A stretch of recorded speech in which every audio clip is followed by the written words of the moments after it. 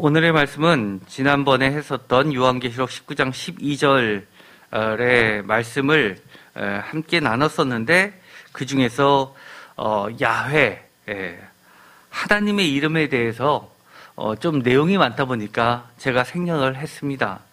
오늘 이어서 하도록 하겠습니다. 사실 우리가 신앙생활을 할 때 너무나 익숙히 들어서 잘하는 것 같지만 사실은 그것들에 대해서 좀 알 필요는 있습니다. 그래서 오늘은 어떻게 보면 좀 듣기에 좀 힘이 드실 수도 있습니다. 성경 공부한다 생각하시고요. 오늘은요. 이런 것들을 쭉 정리하는 시간을 갖도록 하겠습니다. 먼저 야훼라는 이름은 제가 거룩한 4개의 글자로 구성되어 있다고 말씀을 드렸습니다. 그래서 이스라엘 사람들은 이 4 글자를 어느 정도로 경외하고 또 두려워하는가 하면, 예를 들어서 각 글자는 숫자로 바꿀 수 있다고 그랬습니다. 대표적인 게 오늘날에도 남아있는 게 예를 들어서 로마자 같은 것이죠. 글자를 숫자로 대용해서 쓸 수 있는데요. 예를 들어서 우리 같은 경우에는 예를 들어서 1, 2, 3, 4, 5, 6, 7, 8, 9, 10 한 다음에 다시 또 시작할 때는 11, 12 해서 10은 다 동일하게 넣습니다. 100도 마찬가지죠. 100일, 102 해서 이렇게 넣는데 이 10이란 글자가 히브리 사람들에게는 거룩한 문자, 야훼 할 때 맨 앞에 있는 요드에 들어가 있습니다. 그래서 1, 2, 3, 4, 5, 6, 7, 8, 9, 10하고 예를 들어서 13이다 또는 예를 들어서 15다 그러면 10 더하기 5를 해야 되는데 이들은 그거를 피하기 위해서 9 더하기 6을 합니다. 15를 할 때는 9에 해당하는 글자 쓰고 6에 해당하는 자를 씁니다. 그 정도로 이 거룩한 문자라고 해서 그들이 그것을 아주 가볍게 입 밖으로 내려고 하지 않죠. 여호와의 이름들, 예수 그리스도의 알려지지 않은 이름들, 그런 것들에 대해서 하는 것보다도 우리에게 알려주신 그 이름이 갖고 있는 무한성에 대해서 한번 생각을 해봤으면 좋겠습니다. 사실 성경에 보면 많은 이야기가 있죠. 예를 들어서 전에 신명들을 쭉 갈 때 바알이라는 이름이 들어간 게 있었습니다. 어떤 분들은 왜 바알이 하나님의 이름에 들어가냐라고 하시는 분도 계십니다. 예를 들어서 제가 이거를 한번 보여드린 적이 있죠. 이스라엘이 부른 칭호들 가운데 이 끝에 5번째 바알이라는 게 있습니다. 사실 바알은 우리가 익히 알고 있는 바알신, 우상의 이름이죠. 그런데 이 바알이라는 히브리 글자는요, 뜻 자체가 바알신을 부르는 이름이기도 하지만 예를 들어서 주인 또는 남편을 부를 때도 바알의 뜻이 있습니다. 그래서 내 남편 할 때 이 바알이 들어가게 되죠. 성경에는 단순히 이게 보통 명사로 남편이나 주인을 부를 때 쓰는 바알인지 아니면 신의 이름을 부르는 바알인지 명확하게 구분 안 돼 있는 것들이 있습니다. 예를 들어서요, 우리가 이 다윗과 사울의 자녀들의 이름 가운데 보통 자녀들의 이름을 지을 때는 자신들이 가장 좋아하는 이름들을 쓰죠. 그런데 바알이란 이름이 들어간 것들이 있습니다. 예를 들어서 사울의 아들이 이스보셋이라는 이름이 있는데 이스보셋을 다른 성경 구절에서는 에스바알이라고 되어 있는 데가 있습니다. 그리고 손자 요나단의 아들이죠. 사울의 손자고 이 사울의 아들인 요나단의 아들 무비보셋 같은 경우에는 다른 곳에서는 무립바알이라고 되어 있습니다. 그래서 학자들이 보기에 원래 이름은 무비보셋 원래 이름은 무리바알이었을 텐데 이 성경에 왕의 자녀들의 이름을 이렇게 바알 신의 이름을 넣어가지고 부른다는 게 굉장히 수치스럽기 때문에 이스보셋 또는 에스바알, 이스보셋 또는 무비보셋으로 불려졌을 것이다. 고쳐서 썼을 것이다 라고 추정을 합니다. 예를 들어서 보셋이라는 뜻은요, 부끄럽다라는 뜻입니다. 그래서 이스는 사람이라는 뜻입니다. 원래는 에스바알 하면 바알의 사람이란 뜻입니다. 그리고 무리바알은 무리바알도 마찬가지로 바알에 해당하죠. 그런데 바알의 사람 하면 철저하게 바알 신을 섬겼던 사람인 것 같지요. 그러다 보니까 이스보셋에서 수치스러운 사람이라고 해서 이 바알을 폄하하는 식으로 이름을 고쳐 썼습니다. 제가 보여드리는 이것은 물론 학자마다 차이가 있는데요. 이 학자는 아무래도 성경에 나와 있는 것을 그렇게 이야기하는 것보다도 굉장히 보수적인 학자입니다. 그래서 이렇게 이야기합니다. 가나안의 지역 이름도 사실은 바알이란 지역이 있었습니다. 엄격히 이야기하면 시리아의 지명이기도 했습니다. 그래서 시리아부터 출애굽하는 애굽 땅 건너편부터 해서 쭉 대상들이 왔다 갔다 하는 사람들이 있었죠. 예를 들어서 미디안 족속들, 대표적으로 성경에 나오는 미디안 족속이 누구입니까? 제사장. 가장 유명한 사람은 아마 이드로일 겁니다. 이 모세의 장인이었죠. 모세도 그전에는 야훼라는 이름을 몰랐다가 하나님이라는 이름만 알고 있었다가, 예를 들어서 엘이나 엘로힘이라는 이름만 알고 있다가 야훼라는 이름을 처음 발견한 게 도망쳐 나와서 장인 미디안 족속이 거하는 땅에서 그 신을 만나게 됩니다. 야훼라고 하는 신을 만나게 되죠. 그래서 많은 진보 쪽에 있는 학자들 또는 지금은 거의 중론이 됐죠. 원래는 이 바알의 이름이 들어간 것들은 고대일수록 하나님도 섬기고 바알도 섬기는 혼합 종교였을 것이라고 보는 겁니다. 그러다가 점점 야훼 유일 사상으로 가면서 점점 그 바알 신을 제거하는 그런 유일신 사상으로 고정화되는 과정에 있을 것이라고 봅니다. 그래서 이 보수적인 학자들은 이런 지역명과 신명은 비록 바알이라는 이름을 썼지만 그것은 바알 신을 섬기는 사람들이 아니라 단순히 지역, 예를 들어서 잠실에 사는 사람은 잠실, 이잠실 뭐 이런 식으로 부르는 거죠. 그랬을 것이다 라고 덮는 학자들도 있습니다. 그러나 대부분의 학자는 이것은 그런 차원이 아니라 지명을 따랐다기보다도 아마 바알신도 섬겼을 것이라고 보고 있습니다. 심지어 다윗의 아들 부엘야다라는 이름이 나오는데요. 이것도 마찬가지입니다.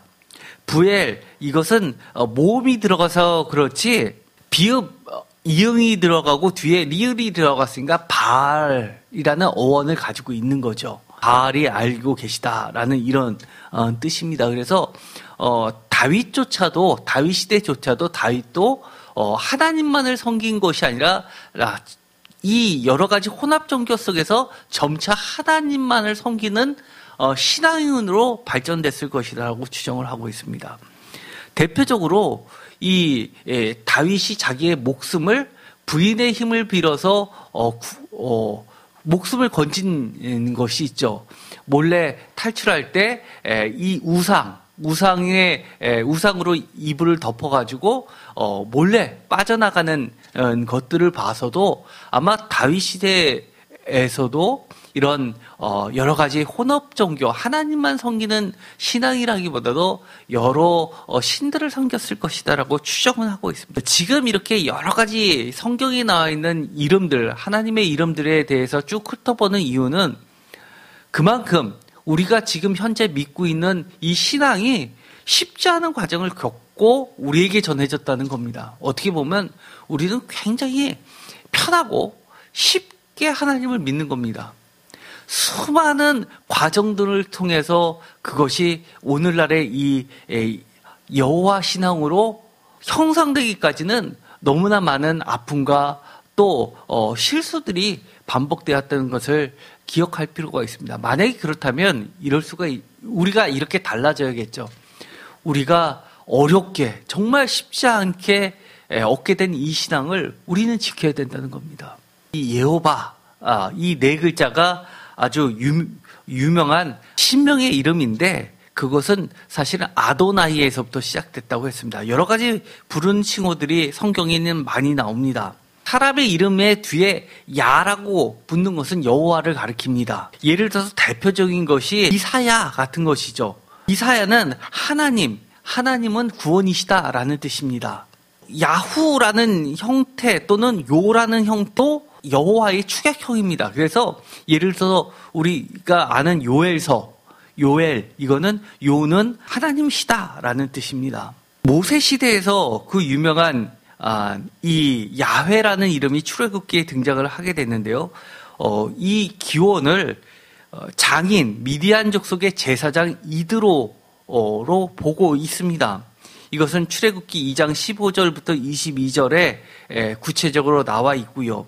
시내산 또는 호렙산 이렇게 성경에 보면 어떤 지역이나 사람 이름도 예를 들어서 이드로도 어떤 데는 호밥 이렇게 서로 다른 이름으로 불려지는 것, 시내산도 호랍산 이렇게 다른 이름으로 불려지는 것은 그만큼 오래된 전통을 가지고 있다는 얘기입니다. 워낙 오래된 거니까 정확하게 그 근원을 사실은 우리가 알기는 어렵습니다. 다만 성경에 나와 있는 그것이 우리가 갖고 있는 자료에 달하는 것이죠. 분명한 것은 출애굽과 연관돼서 이 야훼 신앙이 태동이 됐다는 겁니다. 야훼 신앙이라고 하는 것은 해방의 신입니다. 여러 가지 종살이에서 우리를 구원해 주시는 구원주라는 의미죠.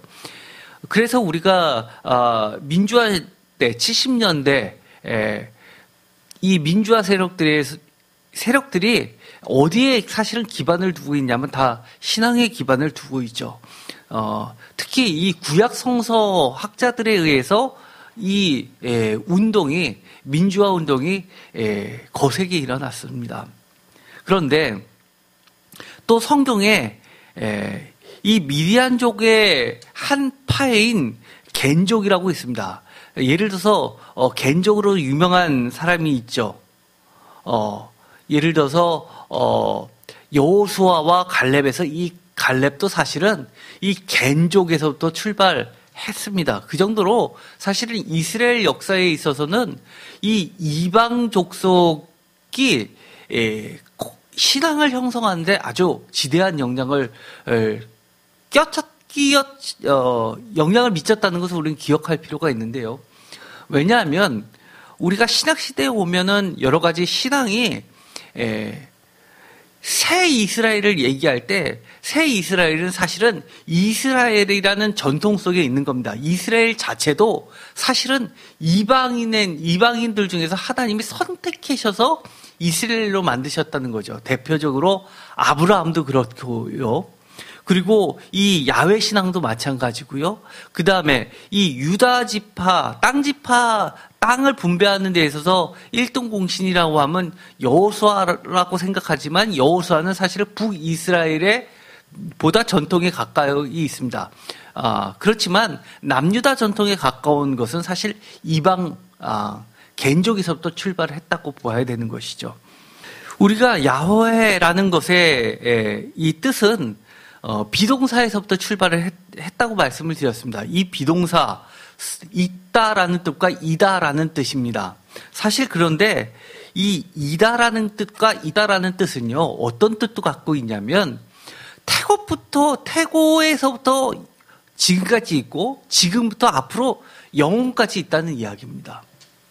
그렇다는 이야기는 변하지 않는다는 뜻도 갖고 있지만 또 어떤 뜻도 갖고 있는 것이죠? 끊임없이 존재한다는, 살아있다라는, 끊임없이 변한다는 뜻도 갖고 있는 겁니다. 아주 상반되죠. 변하지 않는 영원성을 갖고 있지만 사실 우리가 세포도 매일매일 죽는데 새롭게 살아나는 세포 때문에 우리가 지금 존재하는 것처럼 보이는 것처럼 하나님도 과거에 어떤 고정된 하나님이라기보다도 오늘의 역사 속에서 계속 활동하시는 분이라는 겁니다. 우리가 좀 기억할 필요가 있는 것은요, 오늘날에 이야기하는 이 야훼라는 이 성서 속에 나오는 하나님의 이름은요, 사실은 언어적 의미를 많이 상실했다고 봅니다. 예를 들어서 언어적으로 야훼의 뜻이 뭐냐라고 해서 하나님을 그렇게 규정 짓는 거는 불가능합니다. 왜냐하면 아랍어에도 사실 히브리어나 그 근처에 있는 아람어, 그리고 시리아어, 이런 것들은 다 같은 계열의 언어들입니다. 그런데 아랍어에서도 이 4개의 거룩한 문자를 가지고 있습니다. 그런데 그 뜻은 정렬이라는 뜻을 가지고 있고요. 또 말한다라는 뜻을 가지고 있는 우가릿 언어에서부터도 나왔다고 볼 수 있습니다. 그래서 하나님을 예를 들어서 창조를 할 때 손으로 빚어서 창조하시는 하나님이 창세기 2장과 3장에 나온다 그러면 말씀으로 창조하시는 하나님은 창세기 1장에 나오는 거죠. 그래서 어느 정도는 언어적 의미에서 출발했지만 그 언어가 다 갖고 있지 못하는 언어의 개념을 뛰어넘는 하나님의 정체성이 성경에는 기록이 되어 있는데 그것은 언어적 요소라기보다도 역사 속에서 자신을 끊임없이 계시하는 모습으로 나온다는 겁니다. 아랍어에서 언어적으로만 하면 이것이 폭풍의 신에서부터 출발했을 것으로 보는 겁니다. 그래서 성경에도 이 근거들을 갖고 있는데요. 예를 들어서 폭풍이 제일 많이 발생하는 것은 우리는 어디라고 생각하죠? 폭풍 하면 바다 이런 걸 생각하지 않습니까? 그런데 이스라엘 지방 같은 데서는 폭풍이 강한 바람이 제일 많이 부는 것은 산입니다. 그래서 주로 이 출애굽기에서도 하나님께서 등장하실 때는 예를 들어서 지진이 나고 천둥이 치고 이런 것들이 같이 등장을 하죠. 그것은 이 불가에서부터 나왔을 것으로 보는 겁니다. 사실 이 아랍어에서부터 유래하는 야훼는 네겝이나 시내산이나 호렙이나 가데스 같은 지역하고 연관이 되어 있는데요. 이것은 특이하게도 성서적 근거하고도 많이 밀접되어 있다는 것을 보게 됩니다. 신앙인들은 사실 성서 외에는 보지 않지만 학자들은 어떻게 보냐, 이 성서를요, 성서 바깥에서 성서와 공통적인 것을 찾아내기 시작합니다. 그래서 찾아내다 보니까 나중에 어디까지 도달을 하냐면 성서처럼 정확한 역사물은 없다고 보는 겁니다. 과거에는 이 계몽 시대가 되면서 성서를 무슨 신화로서만 이해했습니다. 그러니까 여러 가지 이성이 발달되면서 진부한 기록물처럼 여겼는데 점점 고고학이 발전돼서 찾고 하다 보니까 성서처럼 정확하고 역사물로서도 이와 같은 자료가 없다는 것을 발견하게 됩니다. 이 야훼라고 할 때는 신은 존재하는 모든 것을 계속하여 돌보시는 분, 만물의 창조자, 유지하시는 분이라는 뜻도 갖게 되는 것이죠. 이것이 우리가 창세기에도 그대로 나와 있습니다. 나는 스스로 있는 자다라는 것은 바로 창조주 하나님과 또 세상 만물을 창조의 원래의 목적대로 유지시키시는 그런 역할을 하고 있다는 것을 보게 되죠. 몇 가지를 하나 더 보도록 하겠습니다. 언어학적으로 자꾸 보다 보니까 영원하고 변화하지 않는 수동적 존재라는 철학적 의미로서 하나님을 정의하고 이해하는 사람들이 있습니다. 그러나 그러지 말라는 겁니다. 왜냐하면 이스라엘의 신앙 가운데서 여호와라고 부를 때는 어떤 형이사각적이고 사변적인 그런 개념이 아니라 끊임없이 오늘날 우리가 살고 있는 역사 속에 개입하셔서 새로운 일을 창조하시는 하나님으로 등장하고 있다는 겁니다. 우리가 창세기부터 출애굽기에서 계속해서 읽어나갈 때는 하나님의 이름이 새롭게 등장할 때 보면은 각 족장들, 예를 들어서 아브라함, 이삭, 야곱 같은 이런 족장들이 새로운 전환기를 맞이는 역사적 사건하고 하나님의 이름이 새롭게 소개되고 있다는 겁니다. 엘로헤 이스라엘이라는 말 들어보셨죠? 혹시 그게 무슨 뜻인지 기억나십니까? 어렵죠? 엘로헤 이스라엘. 엘로헤 이스라엘. 엘은 하나님이시고요. 이스라엘 하면 이스라엘 알고 계시죠? 엘로헤 하면 엘하고 같은 뜻입니다. 그런데 그것을 번역하면 하나님은 이스라엘의 하나님이시다라는 그런 뜻입니다. 그런데 그게 언제 생겼냐? 야곱이 삼촌집에서 도망 나오다가 이 형을 만나기 앞서서 두려움에 떨게 되죠. 부인과 여러 동들을 먼저 보내고 홀로 남게 되죠. 결국 씨름하여서 새롭게 얻게 되는 이름이 있습니다. 바로 이스라엘입니다. 그런데 이 이스라엘이라는 이름을 얻게 되고 나서 어떤 일이 벌어지죠? 이 야곱이 형을 만났는데도 형하고 화친하고 헤어지게 됩니다. 그리고 나서 이 야곱이 아버지 집으로 가는 것이 아니라 형하고 헤어져서 어디로 가냐면 이 세겜으로 가게 됩니다. 하몰의 아들인 세겜 사건이 있기 전에 거기서 돈을 주고 이 세겜 땅을 사게 되죠. 자신의 정착지로 만듭니다. 그리고 나서 그 사건과 연관지어서 엘로헤 이스라엘이라는 하나님의 이름을 부르게 됩니다. 하나님께서 자신에게 새롭게 이름을 이스라엘에게 주셨는데 그 하나님이 이스라엘 자신의 하나님이다라고 고백하면서 자신을 만나주신 하나님을 이렇게 부르는 겁니다. 언어학적 가치에 있는 것이 아니라 이 야훼라는 이름 또는 엘이라는 하나님의 이름들은 과거에 어떤 의미를 가지고 있었던지 그것이 중요한 것이 아니라 삶 가운데 어떻게 하나님이 자꾸 역사 속에 끼어들어서 어떻게 새롭게 일을 만드시는 하나님이신지 그리고 자신에게 계시해 주시는지가 더 중요하다고 이야기합니다. 어원학적으로 근거되어 있는 것이 아니라는 그 사실을 우리가 좀 기억할 필요가 있습니다. 하나님의 이름들을 쭉 보면은요. 대표적인 게 엘이죠. 그런데 이 엘은 이 산하고 많이 관련이 되어 있습니다. 그리고 높은 곳에 계신 하나님입니다. 엘리야도 산의 하나님이라는 이야기를 하죠. 이 엘은 이스라엘에게만 적용됐던 이 하나님의 이름이 아니라 가나안 지역에 있었던 바알 신을 섬기는 사람들도 최고의 신, 여러 신들 중에서 제일 위의 신, 그것이 엘이었다는 겁니다. 그런데 이스라엘 사람들이 그 가나안 땅에 들어가면서 가나안의 신들의 이름을 받아들이면서 여호와와 이 엘신을 하나로 받아들이고 그 우상을 제거하는 과정 속에서 너희들이 믿었던 그런 엘, 이런 우상이 아니라 야훼가 진짜 엘, 하나님이시다라는 것을 이름에 넣으면서 우상들을 제거해 나가기 시작했다는 것이 아주 중요합니다. 야훼라고 불러거나 엘로힘이라고 불러야 되지만 우리는 하나님이라는 말을 쓰죠. 사실 이스라엘 사람들이 하나님 그러면 무슨 소리인지 모릅니다. 독특하죠. 왜 우리나라는 하나님이라는 말을 쓸까요?